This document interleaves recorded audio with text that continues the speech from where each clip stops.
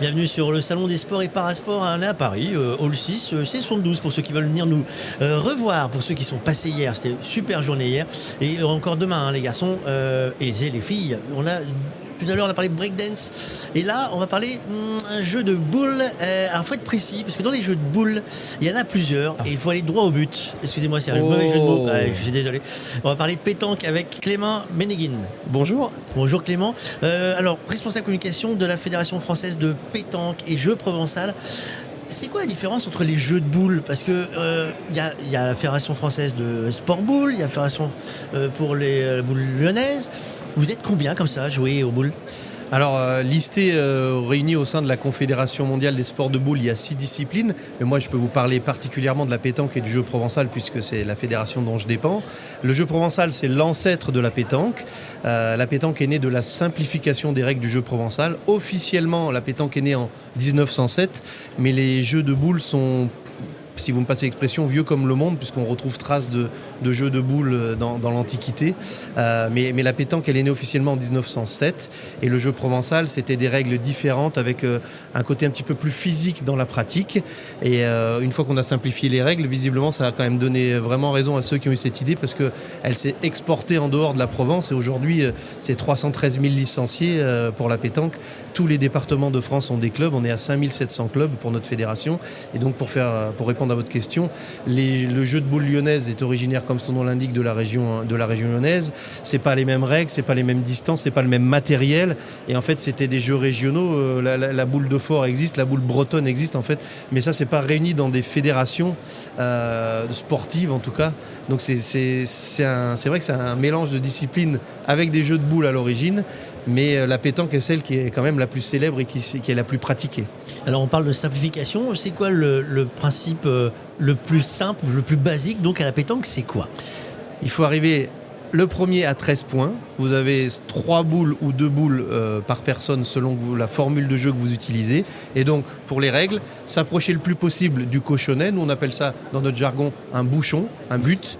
Voilà, alors, il ne faut pas dire cochonnet, là. Si vous dites cochonnet, vous montrez que vous n'êtes pas vraiment un licencié pratiquant. Ouais. Alors, on dit bouliste ou pas? Oui, ça se dit. Pétanqueur bouliste. Pétanqueur bouliste, oui, pas les deux, sinon ça ne sert à rien. Oui, ça veut dire la même chose, tout à fait. Et donc, c'est bouchon. On dit bouchon. Il est rond. Il est rond, et tout à fait. Et donc, il faut s'en approcher le plus possible quand on pointe. Et quand on tire, il faut essayer d'enlever la boule des adversaires. Et un carreau, un palet, un pile, un net, un en place, ça c'est tous les synonymes du carreau. Ça veut dire que vous avez remplacé la boule adverse. Mais c'est le même, tous les mots, mais le même Ce sont que des synonymes. Ça, c'est le plus beau coup à la pétanque. Vous faites un carreau, vous remplacez la boule de l'adversaire. C'est la boule vient frapper, elle l'éjecte la première et elle prend immédiatement la place. Voilà, donc là c'est le coup parfait. Et alors du coup Clément, quand on prend un 13-0, oui, c'est Fanny paye le pot. C'est tout à fait ça. Ou c'est qu'à Marseille? Alors non, ça s'est exporté quand même un peu partout, mais c'est effectivement, l'origine c'est Marseille. Donc faire Fanny, pour l'expression exacte, c'est prendre un 13-0 et dans les clubs en Provence, on va embrasser au mur. Voilà, ils ont une charmante dame qui a les fesses de Fanny qu'on va embrasser comme il derrière à l'air et il faut l'embrasser. Oui. Alors moi, ce qui m'intéresse, c'est que on pense que c'est un sport de non pas embrasser les fesses de Fanny, ça veut dire que j'ai pris un 13-0, mais c'est un sport. Il y a deux aspects. Il y a un sport loisir, tout le monde peut jouer à la pétanque. On trouve toujours un endroit pour jouer à la pétanque. C'est quand même un vrai sport, un sport avec des compétitions, des prix, etc. Et ce qui m'intéresse, c'est qu'on parle souvent de sport intergénérationnel, c'est-à-dire qu'on peut avoir des équipes, quand je regarde en télé, parce que c'est parfois diffusé, on a le Grand Prix, le Provençal, la Provence, etc., quand on est côté de Marseille, c'est qu'on a des jeunes, on a des vieux, ils jouent ensemble, ils jouent les uns contre les autres, ça permet de se retrouver. Vous venez d'évoquer, je pense, l'un de nos plus gros points forts, l'intergénérationnalité, parce que d'abord on peut jouer à la pétanque et être performant de 7 à 77 ans, comme le dit l'expression, mais vraiment, on peut encore être à très bon niveau quand on a passé 50 ans. D'ailleurs, même dans nos équipes de France, il y a des joueurs très expérimentés qui sont encore là.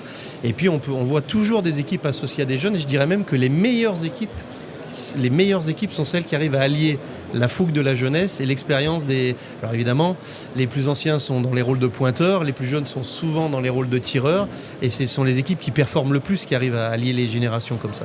Dans l'actualité de la fédération, vous allez créer votre Marcoussis à vous, votre Clairefontaine à vous. Oui. Ça va être où ça ?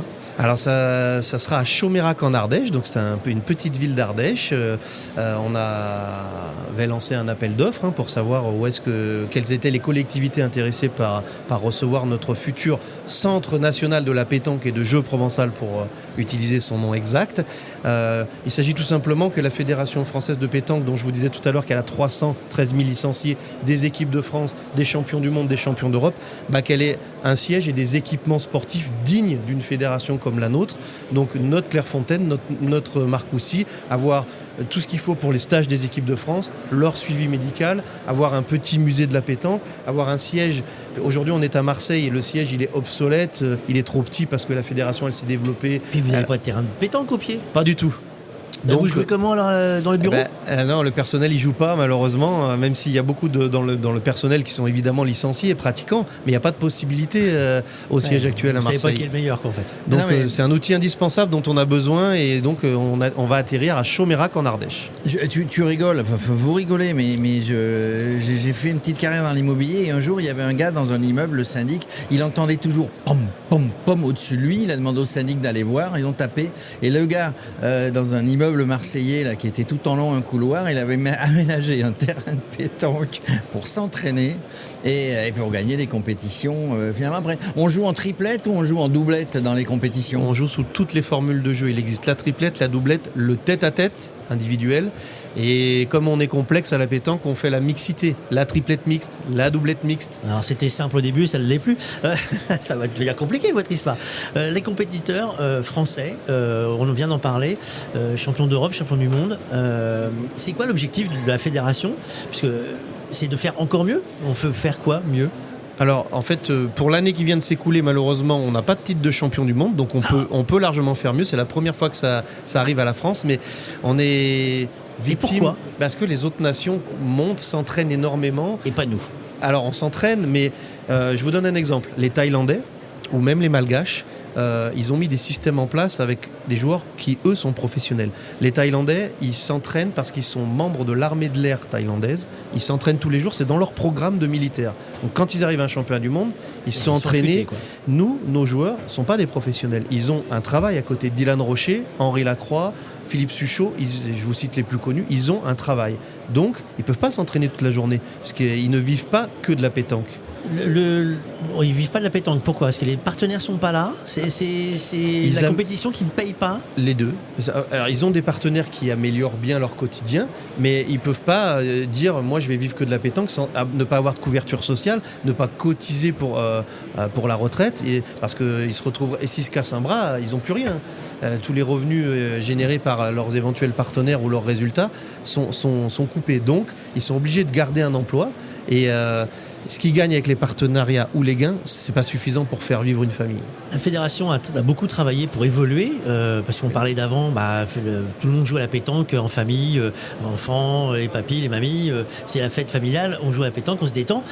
Là aujourd'hui, vous avez fait un travail de fond, on vous voit plus, on vous voit mieux, vous êtes filmé, vous êtes même retransmis, vous avez été sur des chaînes de télé, aujourd'hui vous avez votre propre canal de diffusion, c'est sur YouTube il me semble. Tout à fait. Le travail est qu'en chemin. Alors, on est très fiers d'être diffusé sur la chaîne L'Équipe, parce que c'est la chaîne sportive gratuite de la TNT et on est la première discipline non olympique en nombre d'heures télévisées à l'année. J'y tiens parce que voilà, ça nous permet de toucher un très large public, mais on est en chemin du développement parce qu'on peut améliorer vraiment nos retransmissions, que ce soit à la télé ou sur notre propre canal YouTube. On peut augmenter les moyens de production, on peut améliorer le suivi de nos compétitions. Il y a encore plein d'axes d'amélioration. On est là.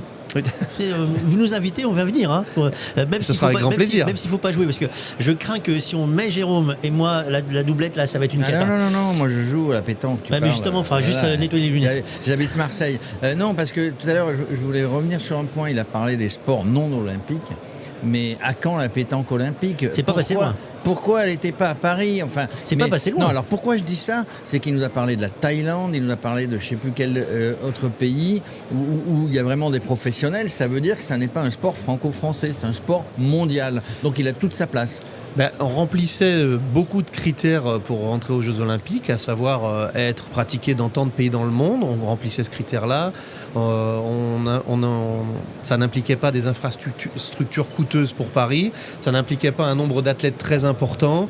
Donc on remplissait beaucoup de critères.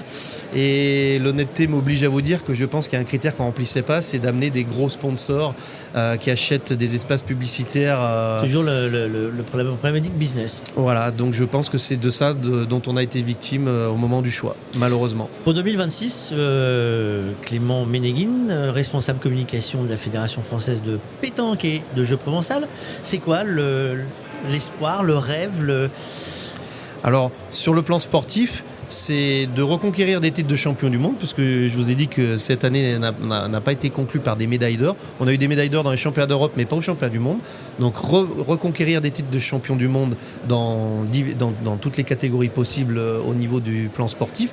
Sur le plan médiatique, améliorer nos retransmissions, être toujours plus visible du grand public, puisque nous on a une communauté très forte, on a les passionnés de pétanque, il faut voir. Ils suivent. Ah oui, mais c'est affolant. Et puis voilà, et les pros Dylan Rocher, les pros Philippe Quintet, les sudistes, il y a du débat, il y a du oui, non, mais tout à fait. Il y a du fight, comme ils disent maintenant. Oui, tout à fait. Non, mais donc ça marche très bien, mais on peut encore augmenter notre visibilité et puis clairement toucher encore plus de jeunes, parce qu'on est 313 000 licenciés, mais notre population est majoritairement âgée de plus de 40 ans, clairement, on va pas se mentir, et donc il faut qu'on touche de plus en plus de jeunes. Donc continuer les actions que nous menons dans les écoles, toucher les jeunes dans les écoles directement, et on se structure au niveau du personnel pour avoir le personnel qu'il faut pour aller toucher les jeunes dans les écoles. Ça, c'est un vrai chantier. Le siège social, c'est ouvert quand?